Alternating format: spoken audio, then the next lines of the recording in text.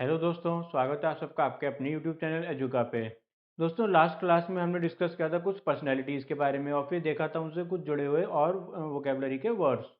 आज हम बात करेंगे मेडिकल फील्ड के बारे में, डॉक्टर्स के बारे में। कितने तरह के हमारे डॉक्टर्स होते हैं।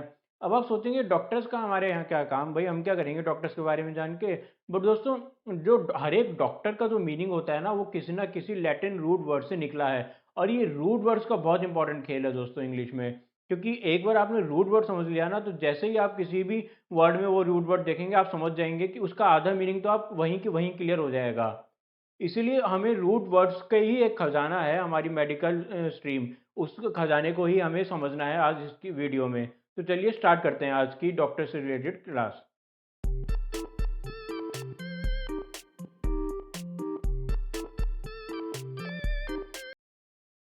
अब हमारा आज का पहला वर्ड लेते हैं हम, न्यूरोलॉजिस्ट।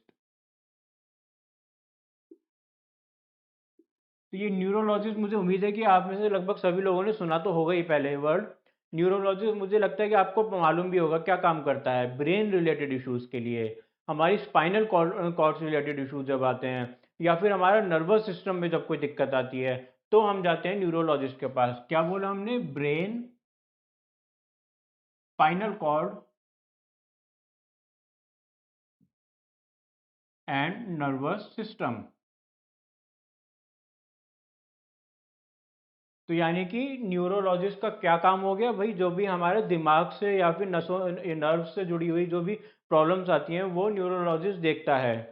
अब एक और मैं आपको आपके लिए वर्ड लिखने जा रहा हूँ, बट दोनों में आप डिफरेंस देखिएगा। डिफरेंस समझना इन दोनों वर्ड्स में बहुत ज़रूरी है। क्या लिखा है मैंने इधर? साइकैट्रिस्ट। साइकियाट्रिस्ट। अब ये साइकियाट्रिस्ट क्या है? ये भी तो दिमाग से रिलेटेड प्रॉब्लम से देखता है, और ये न्यूरोलॉजिस्ट भी दिमाग से रिलेटेड प्रॉब्लम देख रहा था। तो अब दोनों में डिफरेंस क्या है? अब देखिएगा क्या डेफिनेशन है इसकी एक्चुअल में। मेंटल एंड इमोशनल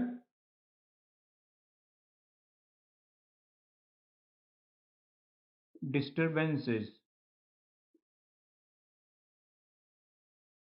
हमने उधर बोला था brain, spinal cord, nervous system, जो हमारी यानी कि बॉडी की मशीनरी है। उसमें जब कोई खराबी आती है तो न्यूरोलॉजिस्ट के पास जाते हैं। पर जब हम बाहर से कोई चिंता में है, मान लीजिए सुसाइडल ख्याल आ रहे हैं हमें, या हम डिप्रेशन में हैं, कोई एंग्जाइटी है हमें, या कुछ भी और हमारी इमोशनल दिक्कत है, रिलेशनशिप प्रॉब्लम है, तो हम साइकेट्रिस्ट के पास जाते हैं मेंटल एंड इमोशनल डिस्टर्बेंसेस के प्रॉब्लम्स के लिए। अब जो न्यूरोलॉजिस्ट है दोस्तों, वो दवाई से भी रिपेयर करता है हमारी प्रॉब्लम को, सर्जरी से भी रिपेयर करता है, और भी दूसरे तरीके हैं उसके पास। पर जो साइकेट्रिस्ट है, इसके पास क्या तरीका है? ऑफ कोर्स इसके पास भी दूसरी तरह की मेडिसिन हैं जो हमें इमोशनल ट्रॉमा को सॉर्ट आउट करने में हेल्प करती हैं। मेडिसिन तो हैं ही इसके पास, साथ में थेरेपीज हैं। उसके पास भी मेडिसिन हैं, बट उसके पास साथ में जो ऑप्शन है वो है सर्जरी का। क्योंकि हमारी मशीनरी में खराबी है, और मशीनरी में खराबी खाली बातें बनाने से ठीक नहीं होती है। उसमें तो हमें कैंची चलानी पड़ती है, अपने जो हथियार हैं और डॉक्टर्स के, वो चलाने ही पड़ते हैं। यानी कि सर्जरी की भी जरूरत पड़ सकती है, जबकि साइकेट्रिस्ट को सर्जरी अलाउड नहीं है। साइकेट्रिस्ट सिर्फ बाहरी प्रॉब्लम को सॉल्व करने के लिए आता है। इसलिए साइकेट्रिस्ट थेरेपीज और मेडिसिन से हमारी प्रॉब्लम दूर कर सकता है। ये हो गया हमारे न्यूरोलॉजी साइकेट्रिस्ट। अब एक और वर्ड देखते हैं हम, जो आपने आधा तो पहले सुना हुआ है, आधा नया है। गाइनोकोलॉजिस्ट। गाइनोकोलॉजिस्ट में जैसे ही मैं बोलता हूँ दोस्तों, आपको याद आना चाहिए कि गाइन जो वर्ड है, ये हमने पहले सुना हुआ है। कहाँ सुना है? हुआ है मिसोजनिस्ट।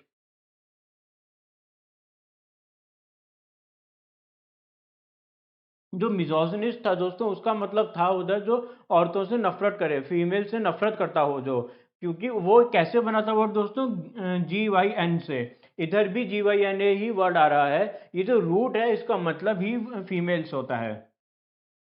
अब जो फीमेल से नफरत करे वो मिसोजिनिस्ट, क्योंकि मिस का मतलब होता है नफरत। और जो फीमेल से रिलेटेड प्रॉब्लम्स का डॉक्टर हो, उसे कहा जाता है गायनोकोलॉजिस्ट। यानी कि हम लिख सकते हैं handles issues related to women reproductive systems, सिर्फ वुमेन नहीं, वुमेन रिप्रोडक्टिव सिस्टम्स के से रिलेटेड जो इश्यूज को हैंडल करे उसे कहा जाता है गायनोकोलॉजिस्ट।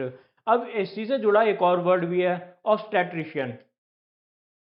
ऑब्स्टेट्रिशियन, ये क्या होता है? अब ये भी औरतों से और बच्चों से जुड़ा हुआ अक्षर है, बट ऑब्स्टेट्रिशियन का आपने दोस्तों हिंदी में सुना होगा, मतलब दाई माँ। इंग्लिश में हम कह देते हैं मिडवाइफ।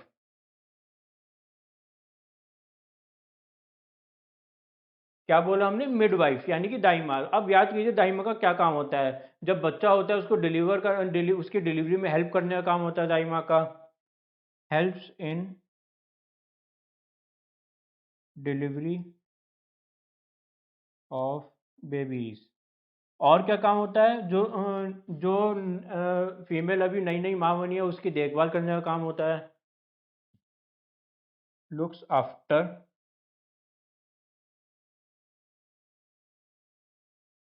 New mother. अच्छा, एक बात और ध्यान देनी है कि ये जो ऑब्स्टेट्रिशियंस होते हैं ये डॉक्टर नहीं होते हैं। ठीक है, ये मेडिकल फील्ड से जुड़े हुए ही लोग हैं, बट ये डॉक्टर नहीं कह सकते हम इनको। डॉक्टर गायनोकोलॉजिस्ट होता है। ऑब्स्टेट्रिशियन खाली बाहरी मदद कर सकता है, ये कोई दवाई सजेस्ट या ये सब काम नहीं करते ये खाली डिलीवरी ऑफ बेबीज में हेल्प करते हैं, और जो हमारी नई मदर होती हैं उनकी देखभाल में इनका काम आता है। तो ये हो गया ऑब्स्टेट्रिशियन। अब एक और भी डॉक्टर हैं जो एक्चुअल में डॉक्टर हैं और बच्चों की देखभाल के लिए काम करते हैं, वो कौन है? आइए उनको भी देख लेते हैं। पेडियाट्रिशियन।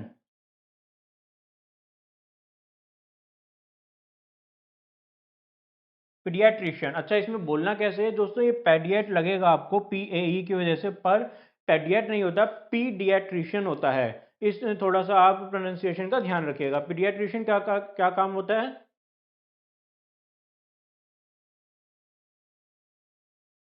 चाइल्ड केयर, मतलब बच्चे को जैसे जुकाम खांसी हो गया या फिर चिकन पॉक्स हो गया या कोई और भी जो बीमारियां हो जाती हैं, या बच्चे को टीके लगने हैं दुनिया भर के, या बच्चे के गले में कुछ कुछ फंस गया है, इस तरह की जो परेशानियां होती हैं वो पीडियाट्रिशियन सॉल्व करता है। ये लोग एक्सपर्ट्स होते हैं चाइल्ड के लिए। आप एडल्ट से जुड़े हुए सलाहों के लिए इनके पास नहीं जाते हैं।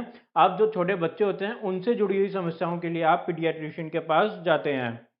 तो यानी कि ये भी चाइल्ड से जुड़ा हुआ है, ये ऑब्स्टेट्रिशियन भी चाइल्ड की केयर करता था, बट वो वैसे उसको कोई दवाई या फिर कोई बीमारी से रिलेटेड प्रॉब्लम सॉल्व नहीं कर सकते थे। वो खाली डिलीवरी ऑफ बेबीज में हेल्प करते हैं, और बच्चा जब छोटा होता है एकदम तो उसको मालिश करना या फिर उसकी थोड़ी बहुत देखभाल करने में हेल्प कर सकते हैं। वो उन्हें एक डॉक्टर नहीं कहा जा सकता क्योंकि। तो ये हो गए हमारे 5 डॉक्टर, और देखते हैं हम थोड़े से। अब हम डर्मेटोलॉजिस्ट की बात करते हैं। डर्मेटोलॉजिस्ट, ये लोग कौन होते हैं? ये डॉक्टर वो होते हैं जो स्किन से रिलेटेड प्रॉब्लम्स को देखते हैं। Doctors for skin diseases. आपको स्किन में रैशेज हो रहे हैं, या आपको स्किन से कुछ रिलेटेड एलर्जी हो गई है, या फिर आपको कुछ भी और स्किन रिलेटेड बीमारी है, तो वो उसके लिए आप डर्मेटोलॉजिस्ट के पास जाते हैं। आपको बहुत ज़्यादा दाने हो रहे हैं, इस तरह के जो भी इश्यूज होते हैं, डर्मेटोलॉजिस्ट इन सबको स्किन रिलेटेड इश्यूज को हैंडल करते हैं। ऑयली स्किन होना, ड्राई स्किन होना। अब एक और होता है हमारे पास, हड्डियों का कौन सा डॉक्टर होता है दोस्तों? मान लीजिए आपकी हड्डी में कोई कर्वेचर आ गया है, या फिर आपकी डिस्क स्लिप हो गई है, या फिर हेयर लाइन फ्रैक्चर आ रहा है, या कोई नॉर्मल बड़ा फ्रैक्चर हो रहा है, या कुछ भी आपकी हड्डी मुड़ गई है, कुछ भी जो इश्यूज होते हैं ये कौन सा डॉक्टर देखता है? ये देखते हैं orthopaedist. Orthopaedist, bones related issues. Bones related जितने भी इश्यूज हैं वो हैंडल करते हैं हमारे ऑर्थोपेडिस्ट डॉक्टर्स। ये भी डॉक्टर्स होते हैं, डर्माटोलॉजिस्ट भी डॉक्टर्स ही हैं। अब और देखें अगर हम, तो आंखों की प्रॉब्लम कौन देखता है दोस्तों? अच्छा, आपको मालूम हो, जैसे आप लोग जिन लोगों को चश्मा लगा हुआ है वो तो स्पेशली जानते ही हैं कि आप नंबर लेने गए अपने चश्मे का, फिर आपका जो ठीक है, जो भी वहाँ पर बंदा होता है वो आपका चश्मा आपका आई टेस्ट करके दे देता है। उसके बाद फिर आपको जनरली डॉक्टर के पास ले जाया जाता है, जो आपको कभी इस आंख में रोशनी मारता है, कभी उस आंख में रोशनी मारता है, कुछ आपसे सवाल पूछता है दो चार, फिर आपको कुछ जो है बता देता है कि ठीक है आपकी आंखें ठीक हैं, या आपको कोई प्रॉब्लम है, डिजीज़ है, कुछ भी। या फिर आई सर्जरी से रिलेटेड काम जो होते हैं वो डॉक्टर्स करते हैं। तो ये कौन सा डॉक्टर होता है जो ये सब काम करता है? ऑप्थेल्मोलॉजिस्ट।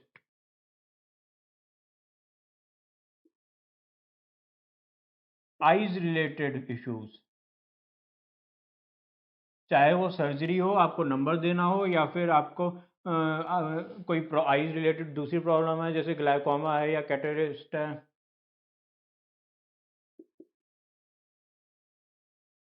कैटरैक्ट होगा या आपको ग्लाइकोमा या कुछ भी और सर्जरी की प्रॉब्लम आ रही है, जैसे मान लीजिए आपको अपना चश्मा हटवाना है तो उसके लिए सर्जरी करानी है, तो आप जाएंगे ऑप्थेल्मोलॉजिस्ट के पास।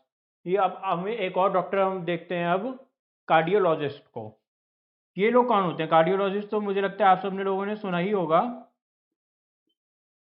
ये सुनने के लिए आपको हार्ट अटैक लाने की जरूरत नहीं है, कॉमनली एक वर्ड है ही। जो भी आपका हार्ट अटैक अगर आया है किसी बंदे को, या हार्ट रिलेटेड कोई परेशानी आ रही है, हार्ट में दर्द हो रहा है, या फिर हार्ट में कोई होल है, या फिर कुछ और रिलेटेड इश्यूज हैं, तो उसके लिए लोग जाते हैं कार्डियोलॉजिस्ट के पास।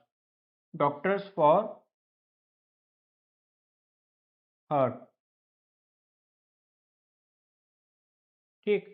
अच्छा, जब हम कार्डियोलॉजिस्ट की बात कर ही रहे हैं तो इसी से जुड़े हुए कुछ और मीनिंग देख लेते हैं। सबसे पहले हम देखते हैं कार्डियो वर्ड को। ये कार्डियो वर्ड क्या है दोस्तों? कार्डियो का मतलब ही होता है हार्ट। ये एक लैटिन वर्ड है जिसका मतलब हार्ट होता है। ठीक। अब जब हमने कार्डियोलॉजिस्ट कह दिया, डॉक्टर्स फॉर हार्ट, एक और हम टर्म बोलने जा रहे हैं, कार्डियक। ये आपने मूवीज में बहुत सुना होगा, कार्डियक अरेस्ट, यानी कि हार्ट अटैक को ही कार्डियक अरेस्ट कहा जाता है। हार्ट को हम कार्डियो भी कह देते हैं। Sorry, heart attack, cardiac arrest और हार्ट अटैक। अब जो हमारी दिल की धड़कनें हैं, ये नोट करने वाला भी एक इंस्ट्रूमेंट होता है दोस्तों। ये ऐसे ही पता नहीं चल जाता। ठीक है, सुनने से डॉक्टरों को आइडिया लग जाता है, एक्सपीरियंस डॉक्टरों को, पर एक प्रॉपर इसके लिए भी एक मशीन बनाई बनाई गई है जो हमारी हार्ट बीट्स को नोट करती रहे। वो मशीन का क्या नाम है? Cardiogram, cardiograph, sorry. कार्डियोग्राफ दोस्तों वो मशीन है जो कि हमारी दिल की धड़कनों को नोट करने के लिए बनी हुई है। Machine to measure heart beat. अब ये जो मशीन नोट कैसे करती है दोस्तों? ये जो मशीन है ना, ऐसे चलती जाती है, हमारी हार्ट बीट को सुनकर ही ऐसे ऐसे ऐसे ग्राफ टाइप का बनाती जाती है। वो जो ग्राफ बनता है ना, जिसमें हमारी हार्ट बीट्स नोट हो रही है पेपर पे, उस ग्राफ को कहा जाता है cardiogram. Graph of heart beat. तो ये हो गए हमारे कार्डियो से जुड़े हुए अक्षर। अब हम और देखते हैं, पैडा से जुड़े हुए कुछ अक्षर देखते हैं। अब एक वर्ड होता है पेडागॉजी।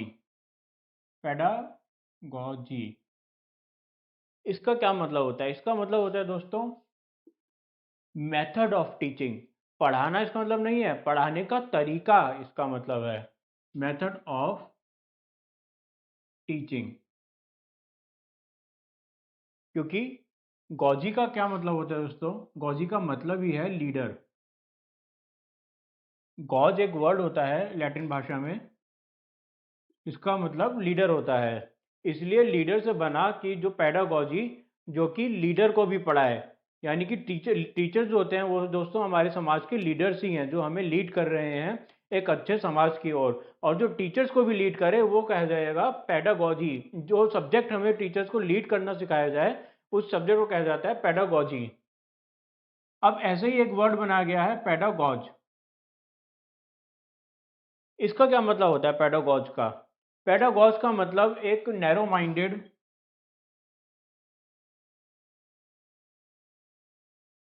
टीचर, जो कि बहुत ही रूढ़िवादी सोच रखता हो और बहुत ही ज़्यादा उसकी तंग सोच हो। मतलब कि वो अपने आप को मॉडर्न सिचुएशंस में और मॉडर्न ज़माने के हिसाब से ढाल नहीं पा रहा है, अभी भी वो 100 साल पुराने रीति रिवाजों में ही अटका हुआ है। उन टीचर्स को कहा जाता है पेडागॉग। अब एक और ऐसे ही वर्ड होता है डेमागॉग। डेमागॉग्स में दोस्तों गॉज का मीनिंग तो सेम है, एक लीडर, यानी कि जो किसी को लीड कर रहा है। बट वो लीड क्या कर रहा है? डेमा को कर रहा है। डेमा का क्या मतलब होता है? डेमा मतलब पीपल, लोगों को लीड करने वाले लीडर को कहा जाता है डेमागॉज।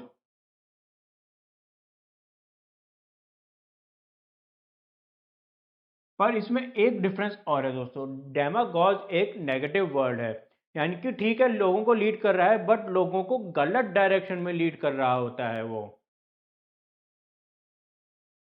जैसे हिटलर था, उसने उन लोगों को गलत गलत डायरेक्शन में लेकर गया वो। आज के जैसे नेता हो गए हैं, वो बातें कुछ और करते हैं पर और करते कुछ और हैं, गलत वादे करते हैं, लोगों से गलत डायरेक्शन में लोगों को जाते हैं, लोगों को कई बार हिंसा की तरफ या फिर जाति मतभेद की तरफ वो लेकर चले जाते हैं। इस तरह के जो मिसलीडिंग लीडर्स होते हैं उनके लिए वर्ड बनाया गया है डेमागॉज। अब हम एक और अक्षर देखते हैं दोस्तों, हाइपोडर्मिस। अब याद कीजिए हमने पढ़ा था एक वर्ड पहले, डर्मेटोलॉजिस्ट यानी कि स्किन का डॉक्टर, उसी को ही हम इधर लेकर आए हैं। डर्मिस का क्या मतलब होता है दोस्तों? स्किन। इसलिए हमने बोला डर्मेटोलॉजिस्ट स्किन का डॉक्टर है, और इधर डर्मिस आ गया जिसका मतलब है स्किन। और जो हाइपो वर्ड है, हाइपो का क्या मतलब है? हाइपो का मतलब अंडर। अब हाइपोडर्मिस का क्या मतलब हो गया? अंडर दी स्किन, स्किन के अंदर। जैसे कि नीडल यानी कि जो सुई होती है, इंजेक्शन जो होता है, इंजेक्शन हाइपोडर्मिस होता है। क्यों होता है? क्योंकि वो इंजेक्शन हमारी स्किन के अंदर जाता है, स्किन को पार करके ही तो हमारे जो भी उस इंजेक्शन में लिक्विड होता है वो डाला जाता है नसों में। तो इसलिए हाइपोडर्मिस हो गया, यानी कि अंडर द स्किन। अब इसका ही एक ठीक उल्टा होता है, एपिडर्मिस। इधर अगेन डर्मिस का मतलब तो वही स्किन है। एपी का क्या मतलब है दोस्तों? एपी मतलब आउटर लेयर।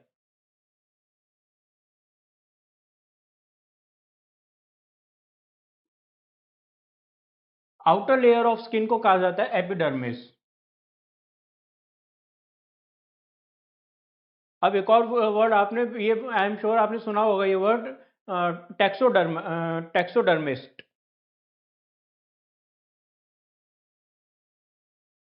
अब ये टैक्सोडर्मिस्ट होता क्या है? अगर आपने नहीं सुना तो चिंता मत कीजिए, मैं आपको अभी बता देता हूँ। टैक्सोडर्मिस्ट यानी कि दोस्तों क्या होता है कि कई लोगों का ये होता है काम कि वो जो है कुछ लेते हैं, रुई वगैरह और भूसा वगैरह लेते हैं, और उसको एनिमल की, डेड एनिमल की ऑफ कोर्स, स्किन के अंदर भर देते हैं। फिर आपको लगता है कि जैसे ये तो एक एकदम रियल एनिमल है, क्योंकि वो एनिमल की सिर्फ स्किन रियल है, बट अंदर का जो मटेरियल है वो सब कॉटन या फिर जो भी भूसा या जो भी उनको लकड़ी या स्ट्रक्चर बनाने के लिए डालना होता है वो सब ही होता है। ये एक अलग तरह का हो गया है। जैसे गुड्डे होते हैं वो तो ठीक है, वो पूरे ही कॉटन के बने होते हैं, डरिएगा मत आप। जिन गुड्डों से आपने बचपन में खेला है वो सब पूरे ही कॉटन के थे या फिर क्लॉथ के थे। बट जो टेक्सोडर्मिस्ट की हम बात कर रहे हैं वो स्टफ्ड होते हैं अंदर। क्योंकि दोस्तों इमेजिन कीजिए कि अब आपको जैसे पहले जो जमाने के राजा महाराजा जो होते थे, उन्हें जो है शेर लगाना है अपना जो है। अब इमेजिन कीजिए मरा हुआ शेर, जिंदा शेर लगा दिया तो खा जाएगा, मरा हुआ शेर लगा दिया तो क्या होगा? वो सड़ जाएगा, बेकार हो जाएगा, वो भी नहीं रख सकते। अब वो क्या करें? वो क्या करते थे कि शेर की स्किन निकाल ली, उसके अंदर उसका स्ट्रक्चर और सारा भूसा वगैरह भर दिया स्ट्रक्चर खड़ा करने के लिए, और फिर बाहर लगा दिया। जैसे लगे कि एकदम ओरिजिनल लायन है, देखो इस लायन को मैंने मारा था, ये है वो लायन जो मैं मार कर लाया था। या भाई चार पांच लॉयन लगा दिए, टाइगर लगा दिए, देखो कितनी शान और शौकत है मेरी। तो इन कामों में आते थे ये taxidermist. Stuffs the skin of animal,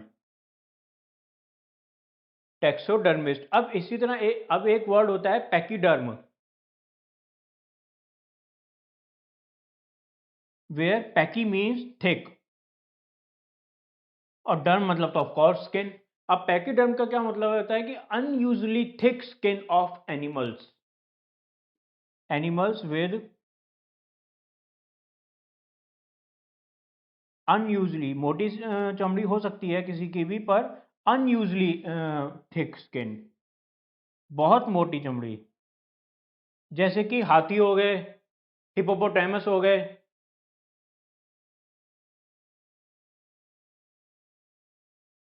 इस तरह के जानवर को कहा जाता है पैकीडर्म। अब एक आपने बीमारियां जो जैसे स्किन से रिलेटेड जो बीमारियां होती है ना, जैसे मैंने आपको बताया था कि डर्मेटोलॉजिस्ट होते हैं वो स्किन रैशेज वगैरह या एलर्जी वगैरह को हैंडल करते हैं। तो ये जो इस टाइप की बीमारियां होती हैं उन्हें कहा जाता है डर्मेटाइटिस।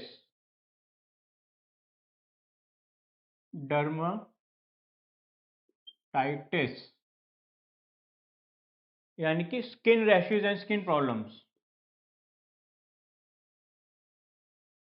तो ये हो गए हमारे सभी शब्द डर्मा से जुड़े हुए। अब हम और कुछ शब्द देखते हैं। अब दोस्तों हमने पहले डिस्कस कर लिया था ऑप्थेल्मोलॉजिस्ट को। अब हम फिर से डिस्कस करेंगे उसको, बट इस बार ना हम ऑप्थेल्मोलॉजिस्ट नाम नहीं लिखेंगे। इस बार हम क्या नाम लिखेंगे? ऑक्यूलिस्ट। अब भाई ऑक्यूलिस्ट और ऑप्थेल्मोलॉजिस्ट कौन कौन है? ये ऑप्थेल्मोलॉजिस्ट तो ठीक है, चलो हमने इतनी मुश्किल से तो याद किया था, आई सर्जन होता है और आई रिलेटेड बीमारियां देखता है या फिर हमें आई का नंबर देता है। अभी ऑक्यूलिस्ट नई चीज मुसीबत कहाँ से आ गई? तो ज्यादा मत टेंशन लीजिए, दोनों का एक ही मीनिंग है, ऑक्यूलिस्ट भी और ऑप्थेल्मोलॉजिस्ट का, दोनों ही आई रिलेटेड इश्यूज हैं, डॉक्टर्स फॉर आई। तो फिर दोनों में डिफरेंस क्या हुआ? दो दो शब्द क्यों निकाल रखे हैं? ये हमें तो मुश्किल हो गई याद करने में। अब दोस्तों क्या था कि ऑक्यूलिस्ट जो है ना, अब ट्रेडिशनल इंग्लिश में का वर्ड है। पहले जो आई के डॉक्टर्स थे उन्हें ऑक्यूलिस्ट कहा जाता था। फिर जो मॉडर्न इंग्लिश है इसमें ऑप्थेल्मोलॉजिस्ट कहा जाने लगा इनको। मीनिंग एक क्या, कोई डिफरेंस नहीं है, बस वो पुराना वर्ड है ऑक्यूलिस्ट, ये नया वर्ड है ऑप्थेल्मोलॉजिस्ट। और ये बना किससे है ऑक्यूलिस्ट? ऑक्यूलिस्ट दोस्तों बना है ऑक्यूलर वर्ड से। ऑक्यूलर वर्ड का क्या मतलब है? ऑक्यूलर मतलब something related two eyes. Adjective word है ये ऑक्यूलर, जिसका मतलब है कि कुछ भी आंखों से जुड़ा हुआ है तो वहां पर ऑक्यूलर आ जाएगा। जैसे ही हमने ऑक्यूलिस्ट देखा था तो हमें समझ जाना चाहिए था कि कोई बंदा है जो आई से रिलेटेड कुछ काम कर रहा है। अब आप ऑक्यूलर वर्ड से जुड़ा हुआ कोई भी वर्ड देखेंगे तो सबसे पहले तो आपके दिमाग में ये बात आ जानी चाहिए कि आई से जुड़ा हुआ कुछ काम हो रहा है। जैसे कि his ocular skills are very high, यानी कि उसकी जो देखने की क्षमता है वो बहुत तेज है, हर चीज पे वो एकदम नजर रखता है। अब आपने जो है दूरबीन का नाम तो सुना ही होगा। क्या होती है दूरबीन? जो डिस्टेंट ऑब्जेक्ट्स हैं उनको पास से दिखाने का काम करती है दूरबीन। उसका इंग्लिश में क्या कहा जाता है? Binoculars. To enlarge, not that के असली में ही एनलार्ज कर देगी, छोटी चीज छोटी रहेगी, बस हमें दिखेगी बड़ी। डिस्टेंट ऑब्जेक्ट्स या फिर डिस्टेंट सीन्स। तो ये हो गया हमारा बाइनोकुलर्स। इसमें भी आप नोटिस कीजिए, ऑक्यूलर मतलब तो हम पहली बात कर चुके हैं भाई, आंखें। और बाई का मतलब आई एम श्योर आपको मालूम होगा, बाई का क्या मतलब है? दो, टू। अब जब बाई का मतलब टू है तो वन के लिए क्या कहा जाएगा? वन के लिए मोनो। मोनोकल्स एक वर्ड होता है दोस्तों, जिसमें से ओकल्स जो है वो तो रिप्रेजेंट कर रहा है हमारी आंखों से रिलेटेड किसी इशू को, और मोनो रिप्रेजेंट कर रहा है वन को। यानी कि इससे आप समझिए कि क्या मतलब हुआ बाइन मोनोकल्स का? एक आंख का चश्मा। तो आप सोचेंगे ये क्या चीज होती है एक आंख का चश्मा? एक आंख ठीक है, एक आंख में है तो क्या एक ही आंख का चश्मा कैसे पहनेगा? एक खाली मतलब बिना लेंस का? नहीं। अब आपको याद होगा कि पुरानी हॉलीवुड मूवीज में स्पेशली दिखाया जाता है कि एक आंख का चश्मा पहना हुआ है एक बहुत ही हाई क्लास ब्रिटिश बंदे ने, वाइट सी बड़ी सी विग पहनी है, एकदम गोरा सा बंदा है और फैंसी से उसने क्लासिक कपड़े पहने हुए हैं, और एक आंख का उसने ऐसे चश्मा अजीब सा कुछ गोल सा पहना हुआ है। वो कुछ देखता है फिर रख देता है, फिर कुछ देखता है। तो उस जो एक आंख का चश्मा था ना, एक्चुअली दोस्तों वो हाई ब्रिटिश क्लास रिप्रेजेंट करता है। हाई ब्रिटिश, अजीब सा ही चीज है बट फिर भी एक ट्रेडिशन है, और ट्रेडिशन तो कैसे भी हो सकते हैं। High British class.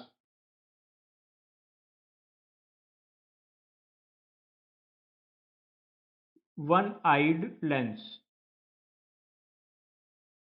इसे कहा जाता है मोनोकल्स। अच्छा, अब आप जो डॉक्टर के पास जब भी आप अपना चश्मे का नंबर लेने जाते हैं तो सीधा डॉक्टर से नहीं मिलते हैं। स्पेशली बड़े हॉस्पिटल में क्या होता है कि आपका चश्मा का नंबर देने वाला दूसरा बंदा होता है, और आपसे फिर बाद में जो डिस्कस करेगा आपकी आइज रिलेटेड प्रॉब्लम्स के बारे में वो दूसरे डॉक्टर होते हैं। तो ये जो बंदा था, क्या ये भी डॉक्टर था? ये जिसने आपको चश्मे का नंबर दिया, अगर ये डॉक्टर था तो यही पूछ लेता आंखों की मेरी प्रॉब्लम दूसरे डॉक्टर के पास क्यों भेजा? किसके पास क्या टाइम नहीं था, या उसके पास टाइम नहीं था मेरा चश्मे का नंबर देखने के लिए? या फिर ये है ही नहीं, ये खाली एक ऐसी कर्मचारी है, इसने मेरे को बेवकूफ़ बना दिया, बस मेरा नंबर देख दिया तुक्के मार मार के। नहीं, ये तो अलाउड ही नहीं है, ऐसे कैसे कर सकते हैं हॉस्पिटल वाले? ये भी एक स्पेशलाइज्ड बंदा होता है, ये भी एक जो है प्रॉपर डिग्री हासिल किया हुआ बंदा होता है इसी काम के लिए। सिर्फ आपको नंबर प्रिस्क्राइब करने के लिए जो बंदा होता है उसको कहा जाता है optometrist. Optometrist, one who prescribes, one who prescribes the lens. The number of lens.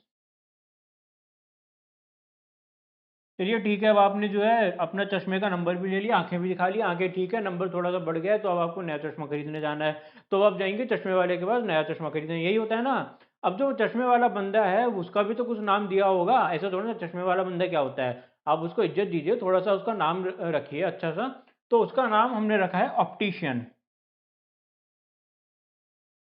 One who prepares one who prepare lenses. तो उस बंदे को कहा जाएगा ऑप्टिशियन। जो यानी कि अब हमारे हमने आंखें भी दिखा ली ऑप्टोमेट्रिस्ट या फिर ऑक्यूलिस्ट के पास में, उसके बाद हम और हमने साथ में नंबर भी ले लिया था ऑप्टोमेट्रिस्ट से, और उसके बाद फिर हमने जो है ऑप्टिशियन के पास जाके अपना चश्मा बनवा लिया है। चलो ये काम तो हो गया हमारा खत्म। अब मान लीजिए कोई भाई किसी किसी को बीमारी निकल जाती है आंखों में, और उसका ऑपरेशन कैसे होता है? इनऑक्यूलेट से, इनऑक्यूलेट प्रोसीजर से। ये है क्या इनऑक्यूलेट procedure?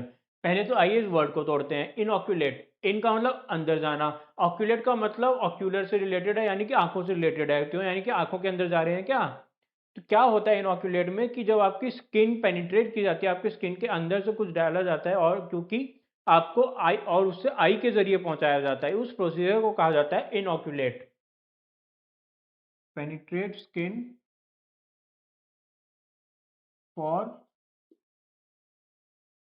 Treating eye related diseases. किसी और बीमारी के लिए है तो अलग बात है, तब वो फिर इनोकुलेट नहीं कहलाया जाएगा, कुछ और कहलाया जाएगा। बट पर्टिकुलर आंखों की बीमारी ठीक करने के लिए अगर आपको जो है आपकी स्किन पेनिट्रेट की जा रही है, तो वो कहलाया जाएगा इनोकुलेट। अब ये हो गया हमारा सभी आंखों से रिलेटेड सभी प्रॉब्लम सॉल्व हो गई। अब हम देखते हैं ऑर्थोडोंटिस्ट को। ये ऑर्थोडोंटिस्ट कौन होते हैं? ठीक है, आंखों के तो आप यहाँ पे नोट कर लीजिए और फिर भूल जाइए एक बार को। ऑर्थोडोंटिस्ट दोस्तों ये मिलता जुलता वर्ड है, आई एम श्योर आपको याद आ रहा होगा, आपने अभी अभी लिखा ही था। ऑर्थोपेडिट्रिशियंस लिखा था, उसमें था कि हड्डियों का जो कर्वेचर ठीक करे या फिर फ्रैक्चर वगैरह ठीक करे। ऑर्थोडोंटिस्ट दोस्तों दो अक्षरों से बना है, ऑर्थो और डोंटिस्ट, जिसमें ऑर्थो का मतलब होता है स्ट्रेट करना, इसलिए वो ऑर्थोपेडिट्रिशियन था जो हड्डियों को स्ट्रेट करने का काम करे। ऑर्थो मतलब स्ट्रेट करना। और डॉन्टिस्ट से अब मैं डॉन्टिस्ट जैसी बोलूंगा ना दोस्तों, आपको एकदम से डेंटिस्ट की याद आएगी, बिल्कुल मुझे पक्का यकीन है। और डॉन्टिस्ट दोस्तों बिल्कुल आप सही समझ रहे हैं, टीथ से ही जुड़ा हुआ है। जहां भी आप डॉन्टिस्ट डेंटिस्ट देखते हैं, देखें समझ जाइए कि टीथ से ही जुड़ी हुई कोई बात हो रही है। तो यानी कि जो बंदा हमारे स्ट्रेटनिंग टीथ्स, टीथ्स को स्ट्रेट करने का काम करे, मतलब क्या हुआ कि भाई क्या होता है कई बार जो दांत होते हैं टेढ़े मेढ़े से होते हैं, कोई इधर जा रहा है कोई उधर जा रहा है, कई बार गैप ज़्यादा हो गया कई बार कम हो गया, या फिर दांत बाहर को निकल रहे हैं, तो क्या होता है ब्रेसेस लगाए जाते हैं आपके दांतों में। बचपन कहते हैं बचपन में लगा दें ब्रेसेस तो ज़्यादा अच्छा है, जल्दी सॉल्व हो जाती है प्रॉब्लम। बड़े होकर लगाएंगे तो हो सकता है प्रॉब्लम सॉल्व भी ना हो, इस तरह से जो इशू आते हैं। ये सब कौन दिमाग लगाता है? ये सब बातें किसको पता है? ये सब बातें पता होती हैं ऑर्थोडोंटिस्ट को। अपने आप डॉक्टर ना बने, जब भी आपको दांतों से रिलेटेड समस्या हो, तो दांतों के टेढ़ेपन से रिलेटेड या फिर दांत जो बाहर आ रहे हैं तो उससे रिलेटेड समस्या हो, तो ऑर्थोडोंटिस्ट के पास जाएं। अब हम कुछ देखते हैं दिमाग से रिलेटेड प्रॉब्लम्स को। पहले हमने देख चुके हैं न्यूरोलॉजिस्ट साइकोलॉजिस्ट वगैरह को, कुछ और उनसे ही जुड़े हुए वर्ड्स देखते हैं।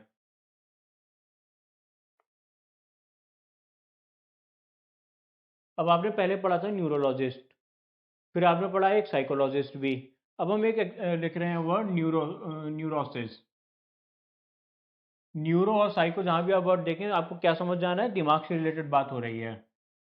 अब दोस्तों न्यूरोसिस कौन होते हैं? जो स्लाइटली मैड है। ये नहीं कि आप उन्हें पागल ही कहना शुरू कर दें, स्लाइटली मैड है, पागल तो यार खैर किसी को भी नहीं कहना चाहिए। Slightly mad due to stress, बहुत ज़्यादा उनके ऊपर प्रेशर पड़ रहा है, तो इसलिए वो स्ट्रेस से ही परेशान हो चुके हैं। जैसे मैंने आपको बोला भी था कि भाई डिप्रेशन की स्थिति में आ जाते हैं या सुसाइडल सोच आने लगते हैं, इस तरह की बातें हो जाती हैं कई बार इंसान के साथ में, जो कि एक नॉर्मल है बात है। तो इस तरह के इंसान को न्यूरोसिस कहा जाता है, और ये इलाज करता है साइकेट्रिस्ट, कर देता है इसका इलाज। बट दोस्तों कुछ ऐसे ऐसे लोग होते हैं जिनका इलाज करते करते साइकेट्रिस्ट को ही साइकेट्रिस्ट की जरूरत पड़ जाती है। ऐसे लोगों को कहा जाता है साइकोसिस। ये लोग कौन होते हैं? Full blown mental disorder, full blown mental, इनका वापस आना मुश्किल होता है। जो हम पागल वर्ड यूज करते हैं वो इन लोगों के लिए यूज किया जाता है, फुल ब्लोन मेंटल डिसऑर्डर, जो कि अपना दिमागी संतुलन वाकई में खो चुके हैं, कुछ उन्हें प्रॉब्लम हो चुकी है, जो may or may not be, mostly may not be able to come back to normal life. ये हो गया साइकोसिस। अब एक और भी वर्ड होता है, एक और खतरनाक भी वर्ड है, साइकोटिक। ये तो बिल्कुल ही जो है lost touch with reality, lost touch with reality. ये एक और कदम आगे होते हैं, इनका तो जो है वास्तविक दुनिया से ही संबंध खत्म हो चुका है। जैसे आपने देखा भी होगा, टीवीज में अक्सर दिखाते हैं, पागल होता है वो, अपनी ही जो है सोच में अटका हुआ होता है, या तो हो सकता है 20 साल पहले कुछ हादसा हो उसमें अटका हुआ है, या फिर जो कुछ अपने ही अलग ही सपने बुन रहा है जो कि रियलिटी में कुछ है ही नहीं। ऐसे लोगों को कहा जाता है साइकोटिक। इसका जो है साइकेट्रिस्ट के पास कोई इलाज नहीं होता है। तो ये तीन हमारी कैटेगरीज हो गई, न्यूरोसिस, फिर उससे भी ज़्यादा खतरनाक साइकोसिस, उससे भी ज़्यादा खतरनाक हो गया हमारा साइकोट्रिक। तो ये हो गया हमारा ब्रेन रिलेटेड डिजीजेज। अब एक आपको हमने याद होगा आपको, हमने डिस्कस किया था पीडियाट्रिशियन, जिसके हमने कहा था भाई ध्यान दीजिए इसकी प्रोनाउंसिएशन पर, लिखते हैं इसको PAED है पर होता है पीडियाट्रिशियन। या अब वो पीडियाट्रिशियन क्या काम कर रहा था, वो पीडियाट्रिशियन काम कर रहा था बच्चों से रिलेटेड प्रॉब्लम्स को, जैसे हमने आपको बताया कि कफ हो जाए, चिकन पॉक्स हो जाए, या फिर कोई टीके लगाने हैं, इस तरह के सारे काम पीडियाट्रिशियन कर देता है। अब इसका ठीक उल्टा होता है जीरियाट्रिक्स।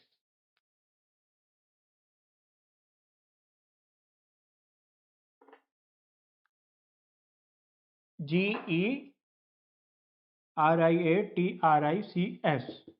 ये स्पेलिंग है, आपको हो सकता है इतनी याद ना रहे, हो सकता है इनकी प्रोनाउंसिएशन भी याद ना रहे, पर और मैं आपसे उम्मीद भी नहीं कर रहा कि आपको इतना सारा याद करना पड़ेगा।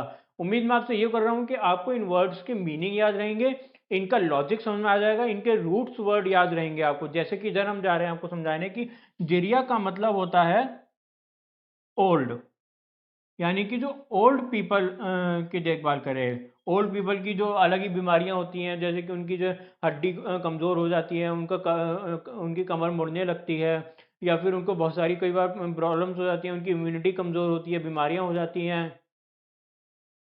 Doctors for old people. तो ओल्ड पीपल के लिए जो डॉक्टर्स होते हैं जेरियाट्रिक्स होते हैं, ये बहुत ज़्यादा मशहूर डॉक्टर्स तो नहीं है पीडियाट्रिक्स की जगह, क्योंकि पीडियाट्रिक्स तो कॉमन होते हैं, हर जगह मिल ही जाते हैं आपको, पर जेरियाट्रिक्स जनरली जो आम प्रैक्टिशनर्स और सर्जन वगैरह होते हैं, फिजिशियंस होते हैं, वही हैंडल कर लेते हैं इस काम को, इसलिए जेरियाट्रिक्स की उतनी ज़रूरत नहीं पड़ती है। पर दोस्तों इसी सब के साथ आज की क्लास कंक्लूड करते हैं। मुझे उम्मीद है कि आपको मेडिकल रिलेटेड सभी वर्ड्स में 100% क्लैरिटी मिल गई होगी। फिर भी अगर आपको कोई डाउट है आज के या फिर पिछले या कोई भी हमारी क्लास से रिलेटेड, तो फिर आप हमें कमेंट सेक्शन में बताइए, हम आपके डाउट को क्लियर करेंगे। और अगर आपको हमें कोई सजेशन देनी है तो भी आप हमें कमेंट कीजिए, हम जरूर आपके सजेशन को अडॉप्ट करने की कोशिश करेंगे। और दोस्तों अगर आपको हमारी आज की क्लास पसंद आई तो वीडियो को लाइक करें और वीडियो को जितना हो सके शेयर करें। साथ ही दोस्तों अगर आपने अभी तक हमारे चैनल को सब्सक्राइब नहीं किया है तो प्लीज़ हमारे चैनल को सब्सक्राइब करें, और साथ ही दिए गए बेल आइकन पर क्लिक करें, ताकि आप हमारी वीडियोज़ के टाइमली अपडेट्स आपको मिलते रहें। Thank you.